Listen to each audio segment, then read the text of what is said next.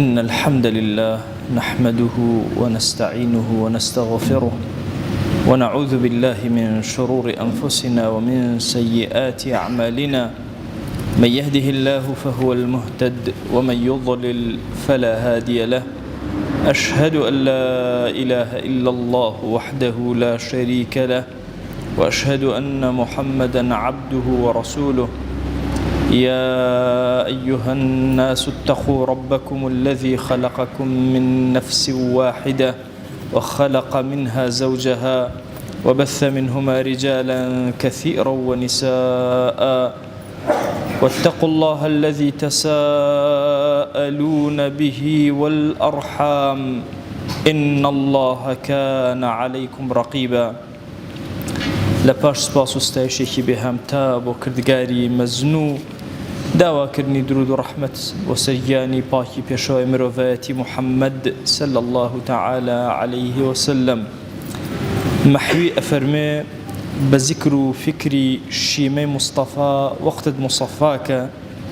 کە باسی ئەو سەفابەخشە تەڕەبخێزە دوڕئەفشانە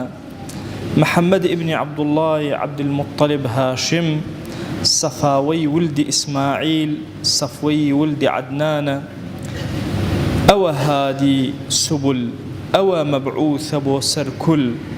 بوا ختمي رسل خاتم أو تاج رسولانا. داوام لذاتي باشي پروردگار مانجي مباركي مولودي پیغمبر صلى الله عليه وآله وسلم كات خير وبركة ورحمة بسر أمتي پیغمبر صلى الله عليه وآله وسلم بقشتي ببارنه بسر كردستانا بتايبت أم رحمة من بسرا ببارنه. ديار أمر حوتي ربيع الأول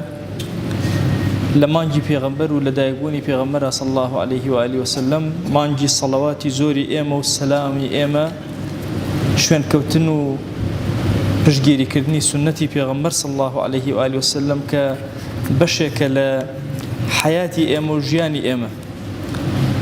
دیارە ئەگەر خۆشەویستەکان لە دڵا بەشکرێن لە دوای خۆشەویستی خواوە جەلە جەلالوه تاکە خۆشەویستێک لە دڵی ئومەتی پێغەمبەرە صلی الله عليه وسلم خۆشویستنی پێغەمبەرە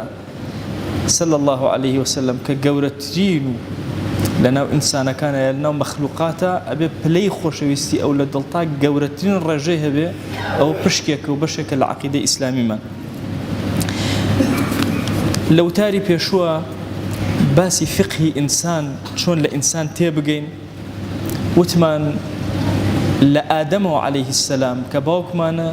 فێرمان ئەکا ئەم باوکە کە لە ئینسانیەت تێبگەین. فقهی ئینسان فقهێکی زۆر گەورەیە کە ئینسان بەباشی تێبگا. پێشتر باسی ئەومان کرد کە چۆن ئادەم عەلەیه السەلام لە هەموو سوچێکی سەرزەوی و خۆڵی زەرزەوی کۆکرایەوە لە نەرم و ڕق و توند و هەمە چەشنەی طبيعتي إنسان كانش بهمة تششنا وكيكنين كوابو مادام وكيكنين أبي بزانين شون لقل اكترا ما ملا أكين إما بنا تباي تبا أبين بل لك نشون من لك أجين بويا أو بشل فقه حياة كباس مان كرزور قرنجر لهمو فرديك مسلمان فكري همو كسيك مسلمان الرنج باتوا كإما آدمين مادام آدمين جوازي لبين ما نهاية جوازي كان ليكتر قبول أكين قبول مانا وقتا وقتيش كبر وخوبة قورزانين لخومان در أكين چونك كبر أو صفتيه كإنسان كان أفوتين إما مادام لخاك ودروزوين أبي خاكيبين. أمرو لخزمتنا هر لفقه إنسانو تيجيشتن لباوكمان آدم عليه السلام أتينا خزمت فرمايشتكي بيغمريان صلى الله عليه وآله وسلم أفرمي إن الله خلق آدم رجلا طوالا كثير شعر الرأس. خوا جل جلاله كآدمي خلق كرد زور بالاي برزو قورو دريجبو وقجكاني سري زور دريجبون كأنه نخلة سحوق. نخلي السحوق وتداري خرماء وشي سحوقي لقلاب كار هاتوا اما داري خرماء أزانين چند جور من هي بچوك من هي قورة من هي زور بالا برز من هي كاتك أفرمي نخلة سحوق واتا داري خرماي وها كإنسان أجر سيركات شون سيري آسمان أكا ساحق في السماء بآوا سري طاقة برسكاتو إن جاء بينه آدم عليه السلام أو بالاي برزو أو بالاي جوانو قوران لقل أمهم قوة هزيك هيبو أوهم جستب هزيك لآدم عليه السلام هبو فلما ذاق الشجرة كاتك دمي بلنا وبهشتا وخواي قورا أمهم نعمتي بيدا ويقداري لي منع كرد شيطانش عرزم كردن درسي بيشو لا فيڵەکانی شێطان زانی کە ئێمە بۆشی ناواخنمان بۆشە ئەزانێ لەکوێوە ئەگیرێن بۆیە لە سکمانەوە هێرشی بۆ کردین وتی ئەم دارێک کە ئەگەر ئێوە خوا لێ مەنعکردن بیخۆن پێ وتێ داری خولت بەردەوامی ئەمێنێتەوە ئادەم عەلەیهی سەلام بەمە خەڵەتە دەستی بر بۆ دارەکە و زاقە شەجەرەتە بەس ئەوە نەچوە ناو دەمی و لەزەتی کردەوە ئیتر بەڵاو موسیبەتەکان بەسەریا دەستی پێکرد یەکەمین عقوبەکە خوا ئەو عقوبەیدا بريتي ولو جلكاني لبرا دارندرا وروت بويو آدم عليه السلام حجي لبرا نما فأول ما بدا منه عورته يكمن شوينك درك ولا لا شيء عورته داميني كسيري أم حاليكر فلما نظر إلى عورته سيري داميني خويكر جعل يشتد في الجنة الرأي أكر بسريعي لنا وبهشتا وإلى شوينك أخوي حشاربا بلام لبرا وي قجكاني زور دريجبون قجكاني آلان بداركوا أفرمي فأخذت شعره شجرة يكيق لداركان بدرككان يخوي تنقجي آدمي قرت آدم سري الرأى وشاندو أيش تن رأيك شايوا أفرمي لم كاتا رب العالمين فناداه الرحمن وردكاري أم فرمايش تخواي بالرحم لقل عبد كان هواري كل آدم عليه السلام يا آدم مني تفر أتولى من راكي بوكوي الري أويش كجوي لقصي الرحمن بو هواج بو هادئ بو ودلي فرمو يا ربي لا ولكن استحياء خواجان والله نا بلام شرم أكم لمقامي تو شرم أكم كأم قناهم كردو أم غلطة قوريهم كردو أم فرمو دي بيغمر جان صلى الله عليه وآله وسلم زور سودي لي ورقرين يشيق لو شتانا خواجة لجاو إنساني ببالا برز دروس كردو هيج يشيق لأجل كان يوكو إنسان بي رحمتي خوالة دينوري بك أفرمي هرچی ئاژەڵە لە کاتی خواردن و شەهوەتیە سەری نەوی ئەکا ئینسان نەبێ ئەبێ خواردن بۆ لای سەری بێ نەک سەری نەویک بێنە پێش چاوی خۆتان ئاژەڵێک کە چۆن دەم نەوی ئەکا بۆ ئەوی دەست بەرێ بۆ خواردنێ دەم بەرێ بۆ خواردنێ بەڵام ئینسان ئەبێ خواردن بۆ سەری بڕوە شامەی ئینسان و گەورەی ئینسان و شەهامەتەکەی لە کەللەی سەریایەتی بۆیە ئەم جوانەی ئینسان کە ئەبینی و ئەم بەرزەی و ئەم هەیکەلەی ئەبینی بزانە رب العالمین زۆر حورمەتی لە تۆ داناوە ئەی عەبد تۆی ئەبەو شەکڵە دروست کردووە هیچ یەکێک لە ئاژەڵەکان و گیاندارەکان ئەبەو شێوازە خەلق نەکراون هەر تۆی ئەبەم شێوازە هەر تۆی خاوەنی عەقڵی بۆیە لە زانستی مەنتیقا ئەفەرمێ کاتێک کە پێناسەی ئینسان کەی بە خصوصیاتەکانی هەندێک تایبەتمەندی یەکێک لە تایبەتمەندەکانی ئەوەیە کە ئینسان قامەی بەرزە باڵای بەرزە ڕێگوەستاوە هەر یەکێک لە ئێمە ئەبێ ئەمە بزانێ مادام خوا تۆی وا خەلق کردو نابێ خۆت بچەمێنی تەنها لە حوزوری خوایە بۆ هەیە سەردنەوی کە ڕکوع بەری نەبۆ دنیا نەبۆ ئەشخاص نەبۆ ئەحزاب نەبۆ ئەفکار نەبۆ هیچ هێزێک نییە لەسەر زەوی ئینسان نوجدا بدە ئەبێ ئینسان ئەو کەل لە سەرەی خۆی زۆر بە بەرزی ڕاگرێ تۆ بۆ مێزەرە ئەەکەیتە سرد بۆ سەردا ئەپۆشی تەبەنیکێ لە سونەنەکانی مرسەلین عەلەیهیمو سەڵات وەسەلام هەر هەمویان شتێکیان ئیلا لەسەرا بووە بۆ جامانەیەک ئەەکەیتە سرد ئەتەوێ ئەم سەرە بەرزت پارێزراوە بێ حتا لە فەرمایشتێکا پێغەمبەریان صلی الله عليه وآله وسلم ئەفەرمێ ئەگەر جەنگت بوو لەگەڵ کەسێکی موسڵمانە إذا قاتل أحدكم أخاه ئەمە ئینسانە تووشی شەڕ ئەبێ ئەفەرمێ فليجتنب الوجه با زۆر ئاگەری قەت دەموچاوی بەرامبەرەکەی نەدا چونکە ڕێزی بەرامبەرەکە لە ناو نێوچەوانایەتی لە نێو دەموچاویایەتی نوری جوانی تۆ لە نێوچەوانتایە تصور کە خوای گەورە چی لەسەری تۆیە داناوە هەستەکانت هەمووی لەوێن بیستنت بینینت بۆنکردنت تام و لەزەت و چێژەکان هەمووی لەسەرەوەیە کورە زمانی تۆی لەسەرەوە داناوە زمانی تۆ یانە ئاگرە یانە ئەو پەڕی مەحەبەت لەسەر زەویە بڵاوەکات هەموویان لەم سەری تۆیە لە ئاستی بەرزی تۆیایە بۆیە ڕەحمەتی خوا لە ئیبن القەیم بێ ئەفەرمێ ئەگەر ڕەب العالەمین هەستەکانی ئینسان بەهاتایە لەسەرەوە دایبنایە بەتایبەتی هەستە جنسیەکانی ئینسان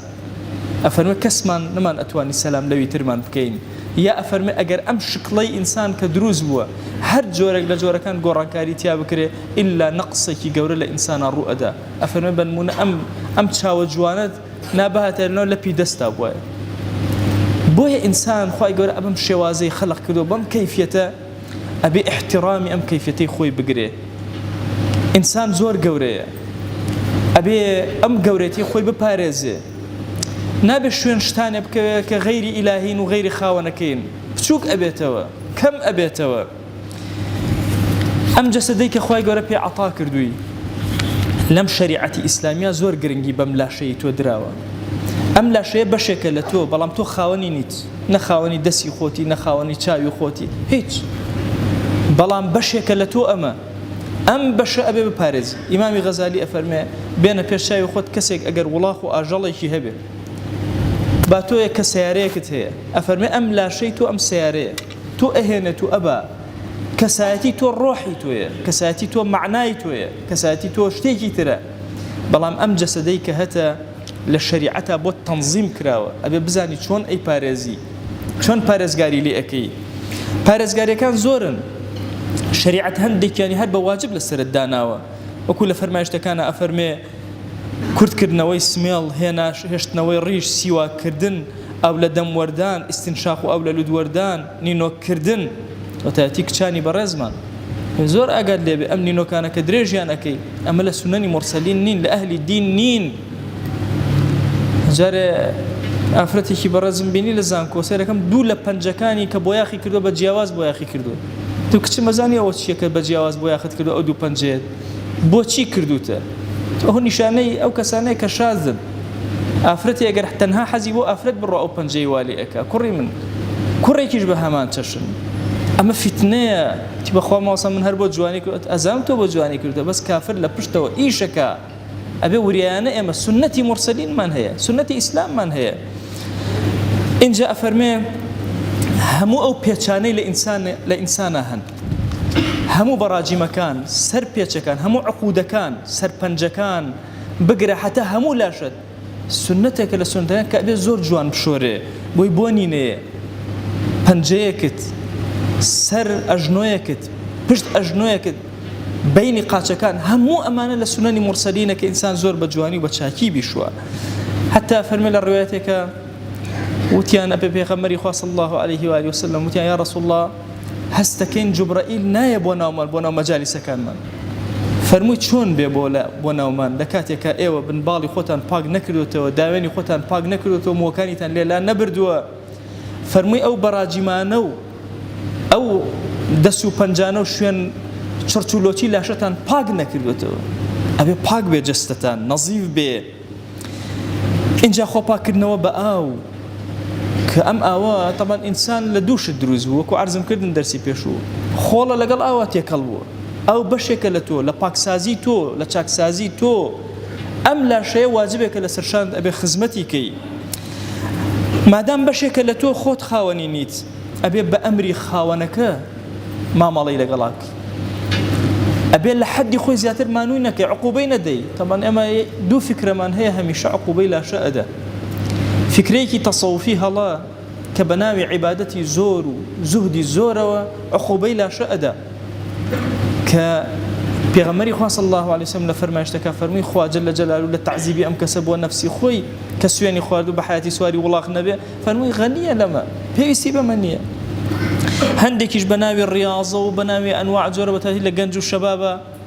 ئەم لاشەیە عەزیەت ئەدا. ئەم لاشە هی ئەم عەزیەتانە نییە. ئەم لاشەیە بە کەیفیەت و شکڵێک ڕەب العالەمین بۆی کردووی، خزمەتی ئەەکەی، عیبادەت ئەەکەی. هەموو ئەو بەشانەی کە خوای گەورە پێ عەتا کردووی لە لاشەی تۆیە، لە جەستەی تۆیە، حەق و مافی بەسەرتەوە هەیە. کۆتاشتم لەم فەرمایشتەی پێغەمبەر صلی الله علیه و آله وسلم.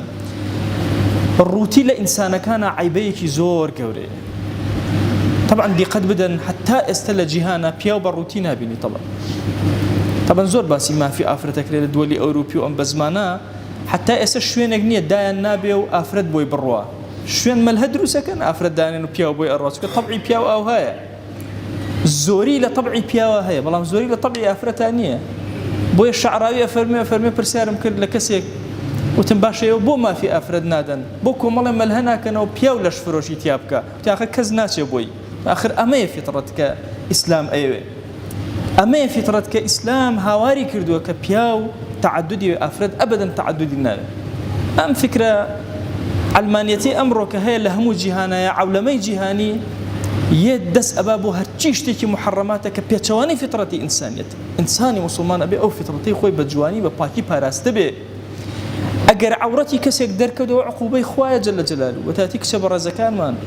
كاتيك خود جستد در أخي تأكيد ببر عقوبي رب العالمين كوتوي لكواب زانا قناهي كتكردو أخواتوشي أم عقوبي كدو لا شد درخي بيش جوانا بيش خوشة آدم عليه السلام فيري شرمي كردين لأخوة جل جلاله مهما كان قناهت قوربه مهما كان سربيشي خوات كردبه أقال لي برا كردن لأخوانية تسليم بون بأخوها لو أتي الشرم كي رد نبي دز برسكيتو دعاء بكيتو شرم كي رد نبي سجدة بري لحظور إخوايا كاتيك قناها كي بلان بزان الراكردن لأخوانية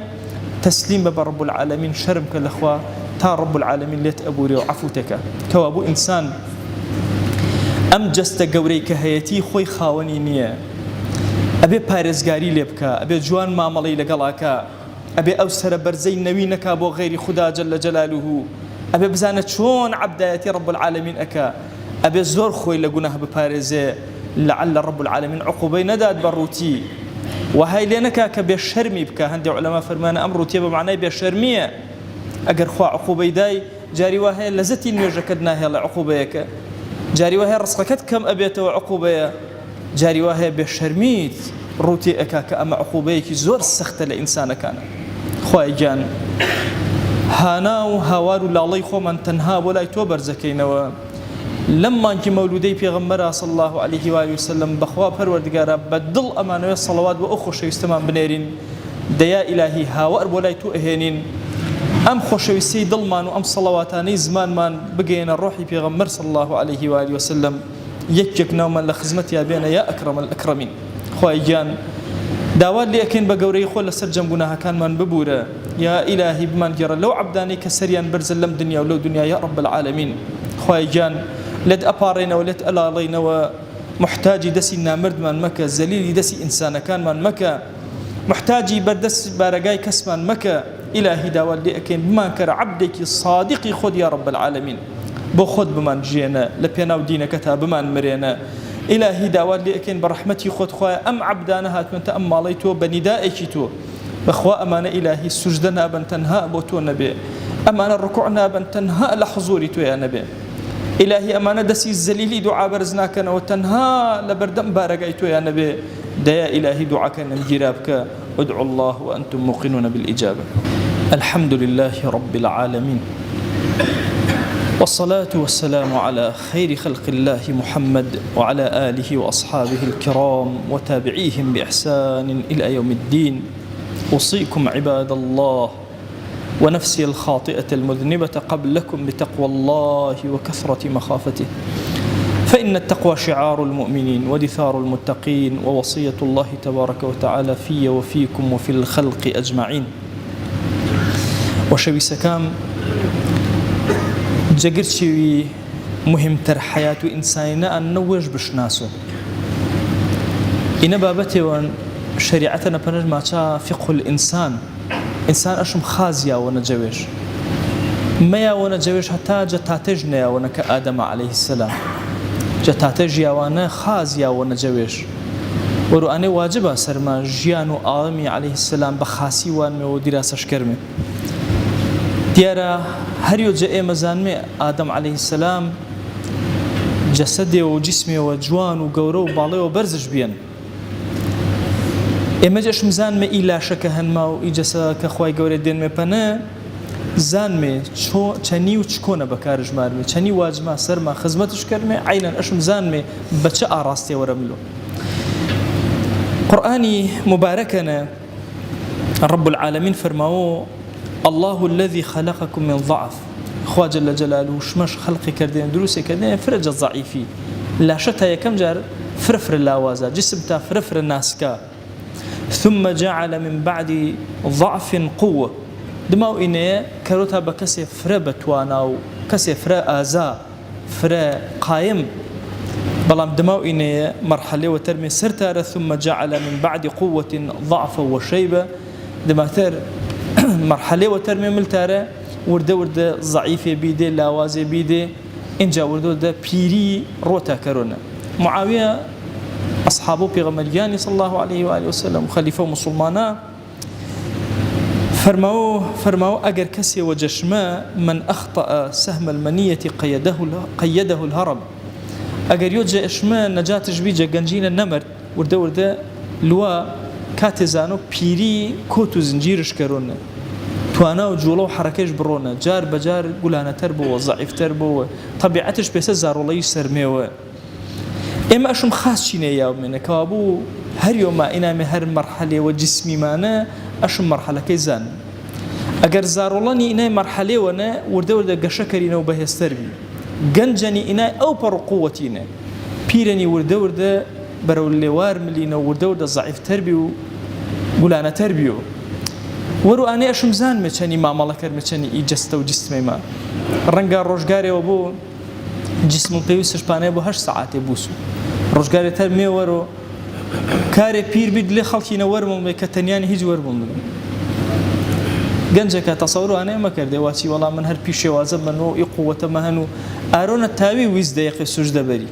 الرؤية من نيم دقيقة سجدة ما بريو سرال قوم جرو زمينا أشوم زاني إناي كم مرحلة وش قناغي ونورو أنا زاني كني ما ملكري كني لا شويل إلى شيء بشي وانجتو تو بكار جماري روحو تو إلى شيء بكار مارو بلام ويل صاحب جنيني هكذا أنا يوم دس جملو يوم قاتش جملو يوم كم جملة يوم مجنو مولوي رضا رحمة الله شو نبو فرماو جاران فرجوان جنوينا بلام إسا كبير بينا شنی دفع و شیبارو و طبله و شیبارو هرچی ما جوانا دنگش نمی گوشه که منش باش اثر آمن کم مقام برز و تشبیهین که کردنش ایچمه که ایسه وینشا هر سکا مجا رنگا پیری نتاوا مجا ورو آنی فرصت فرق وره اینا ورد اسمانه أنا ما بيرا أنا ما جنجا أنا ما زارون أشم زانو تاني ما مالله تاني إلا شيء كرو إن بشي وانجا إنسان ناسي جا فقه إنساني